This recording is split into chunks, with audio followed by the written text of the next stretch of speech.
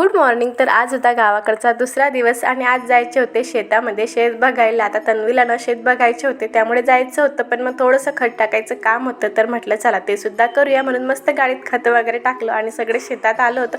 शेतात आल्यावर खूप छान वाटत होतं, थोडंसं काम होतं तेही केलं आणि आज ना खूप दिवसानंतर शेतामध्ये काम केलं त्यामुळे खूप मजा वाटत होती, पण पायही तेवढेच दुखत होते। तन्वीला तर खूप भारी वाटत होतं। त्यानंतर घराकडे निघालो। त्या दिवशी काही फारसं शूट नाही केलं, दुसऱ्या दिवशीचा हा व्हिडिओ आहे। दुसऱ्या दिवशी होती आषाढी एकादशी म्हणून पटकन उठून रेडी झाले। आई पूजा करत होत्या, त्यांना मस्त आमच्या वाड्यातले छान ताजी फुलं वगैरे आणून दिली, त्यांची पूजा वगैरे झाली होती। त्यानंतर मी सुद्धा छान दर्शन वगैरे घेतलं। आता हे आमचं हे काम चालू होतं, तोपर्यंत इकडे बाबा आणि तन्वी मस्त टीव्हीवरती विठ्ठल रुक्मिणीची महापूजा बघत बसले होते। त्यानंतर आम्हाला मंदिरात जायचे होते, तर इकडे ना तन्वी माझा व्हिडिओ काढत होती। त्यानंतर आम्ही आलो होतो आमच्या कॉलनीतल्या मस्त महादेवाच्या मंदिरात, इकडे छान पूजा वगैरे केली, दर्शन घेतलं।